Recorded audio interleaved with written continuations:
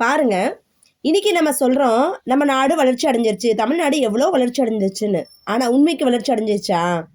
நல்லா யோசிச்சு பாருங்க. இன்னைக்கு நாடு வளர்ச்சி அடையவே இல்ல. எப்படி வளர்ச்சி அடையலன்னு சொல்றீங்க? இன்னைக்கு ஆ இன்னைக்கும் நம்ம நாடு மட்டும் ஏழை நாடா தான் இருக்கு. எப்படி பாருங்க. கல்வி பிளஸ் திறமை இல்லாம. மெயின் காரணம் என்னன்னா, பல ரீசன்ஸ் இருக்கு. அதுல முதல் காரணம் கல்வி ப்ளஸ் திறமை இல்லாமல். படிச்சிருந்தாலும் வேலைக்கு தேவையான ஸ்கில் நம்மக்கிட்ட கிடையாது. இப்போ பாருங்கள், ஏஐ, கம்ப்யூட்டர், பிஸ்னஸ்னு உலகம் மாறிடுச்சு. ஆனால் நம்ம படிப்பு அப்படியே இருக்குது. படிச்சிருக்கோம், ஆனால் சம்பாதிக்க தெரியல நிலமை. உண்மை தானே? பாருங்கள், 1.5 கோடி வாங்குறான். இங்கே உள்ள இளைஞர்லாம் வாங்குற சம்பளம் என்ன? ஆனால் இங்கேருந்து வெளிநாடு போயிட்டு 1.5 கோடி கேட்டால் உனக்கு எதுவுமே கிடையாதுன்னு நம்மளுடைய தமிழ்நாட்டு இளைஞர்களை சோம்பேறி, சாப்பிட்றவன், தூங்குறான்னு பேர் வாங்குறோம். இதுதான் உண்மை. ரெண்டாவது பார்த்தீங்கன்னா, வாய்ப்பு இல்லாமல் ஆப்பர்ச்சுனிட்டி. ஒரு ஊரில் தொழிற்சாலை இல்லை, ட்ரைனிங் சென்டர் இல்லை, லோன் கிடைக்கல. திறமை இருந்தும் சான்ஸ் கிடைக்கலன்னா ஏழை தானே. பின்னக்கோடி வெர்சஸ் கோவைன்னு சொல்லலாம். அதாவது வாய்ப்பு இருக்கிற இடத்துல தான் வறுமை கம்மி. ஓகேவா? மூணாவது பணம் ப்ளஸ் கடன் சுழற்சி, பாவர்ட்டி ட்ராப்னு சொல்லுவாங்க. ஏழை நல்லா சாப்பிட்றான், ஓகேவா, நல்ல ஹாஸ்பிட்டல் இல்லை, நோய், கடன், பிள்ளைகளும் படிக்க முடியல, இன்னும் அவன் ஏழையாயிடுறான். இதுதான் பாவர்ட்டி சைக்கிள். ஒருத்தரோட முயற்சி மட்டும் போதாதுங்க, சிஸ்டம் சப்போர்ட் வேணும். உண்மை தானே? வெறும் முயற்சி இருந்தால் ஜெயிக்க முடியுமா? பாவர்ட்டின்னு ஒன்று அடிக்குதே. சரியா? நாலாவது பார்த்தீங்கன்னா சூழ்நிலை ப்ளஸ் ஆட்சி. வெள்ளம், வறட்சி இதெல்லாம் என்ன பண்ணும்? விவசாயம் நல்லா நடக்குமா? விவசாயம் ஒழிஞ்சு போயிடுது. நாசமாக போச்சு போங்க. அடுத்து பாருங்க, ஊழல், நல்ல திட்டம் இதெல்லாம் மக்கள்கிட்ட வரலன்னா அரை வயிறு கஞ்சி கூட கஷ்டம்னா பாருங்க எவ்வளோ பெரிய விஷயத்தில் நம்ம இருக்கிறோம். இன்னைக்கு சாப்பாடு வேணும் எல்லாருக்கும். பேசிக் என்னது? ஃபுட்டு தானே. அந்த ஃபுட்டே கிடைக்கல அப்படின்னா என்ன பண்ணுறது? சாப்பாடு இல்லைன்னா. அஞ்சாவது பார்த்தீங்கன்னா மனநிலை ப்ளஸ் பயம். நம்மளால் முடியாதுன்னு நினச்சி ரிஸ்க் எடுக்க பயப்படுறது. தப்பில்லை, பசி இருக்கும்போது ரிஸ்க் எடுக்க முடியாது. ஆனால் அதுவே சைக்கிளாக பிரேக் பண்ண விடாது தானே. முக்கியமான உண்மை என்னன்னா ஏழ்மை. இன்னொன்று சோம்பேறித்தனம் இல்லைங்க.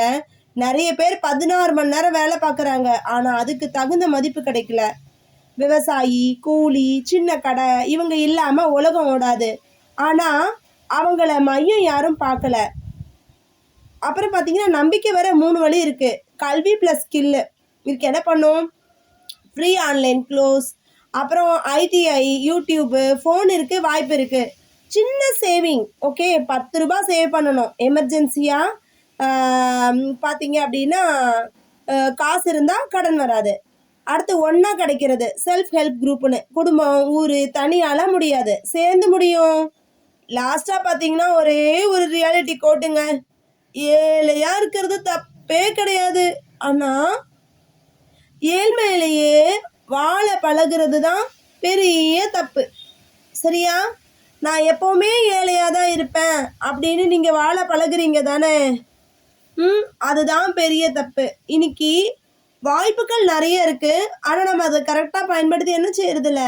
நம்ம முன்னேறி நம்ம நாடை வளர்ச்சி அடை செய்யணும், நம்ம வாழ்க்கையை வளர்ச்சி அடை செய்யணும்னு இல்லை. அதாவது எல்லா நாடுகளையும் பாருங்கள், வருமானத்தை வாய்ப்புகளுக்கு வருமானத்துக்கு பிஸ்னஸ் பண்ணுறாங்க. ஆனால் நம்ம ஊரில் பாருங்கள், எல்லாரும் கூலி வேலைக்கு தான் போவாங்க. ஸ்கூல் எடுத்தா டீச்சர் வேலைக்கு போகிறேன், கம்பெனி எடுத்தா 15,000-20,000 சம்பளத்துக்கு போகிறேன். மாடு மாதிரி உழைக்கிறதுக்கு தயாராக இருக்கும். ஆனால் நம்மளை நம்பி ஒரு பிஸ்னஸ் செஞ்சு நாடை உயர்த்துற அளவுக்கு பொருளாதாரத்தில் எல்லாரும் உயர்றோங்கிற வார்த்தை சொல்கிறதுக்கு எல்லாரும் தயங்கி போயிருக்கோம். இதுதான் உண்மை. என் வாழ்க்கையில் நான் கூட இப்படி தான் 18 வருஷத்தை கழித்தேன். எப்படி கழித்தேன்? பள்ளிக்கூடம் நமக்கு மரியாதை கொடுக்க போகுது, நமக்கு வருமானம் வரப்போகுது, அதெல்லாம் இல்லை. மக்களுக்கு செய்யும் தொண்டு மகேசனுக்கு செய்யும் தொண்டு. அப்போ என்ன ஆகுது? பணம் கொடுக்குறோம், அவன் சம்பாத்தியம் பண்ணுறான், ஆனால் நமக்கு என்ன கிடைக்குது? யோசிச்சு பாருங்க. ஆனால் இன்னைக்கு என்னோட வழியை நான் எப்படி மாற்றுறேன்? அதை ஆணி வேறா போடுறேன். யாருமே வேலைக்கு மட்டும் போகணும்னு நினைக்காதீங்க. வேண்டாம். அதிக வருமானத்தில் நம்ம கனவுகளையும் மெய்ப்பட வைக்கிறதுக்கு நிறைய வருமான வாய்ப்புகள் இருக்குது. அதை பயன்படுத்தி முன்னேறுங்கன்னு சொல்கிறேன். உங்களுக்கு இந்த கருத்து பிடிச்சிருந்தா லைக் பண்ணுங்க, கமெண்ட்ல மறக்காம வேலை செய்கிறவங்க எழுதுங்க. நான் இனிமேல் தொழில் தொடங்கி பெரிய முன்னேற்றம் அடைஞ்சு ஒரு பெரிய வியாபாரியாவேன், நானும் என் வாழ்க்கையில் உயருவேன்னு நினைப்புங்க. சரியா?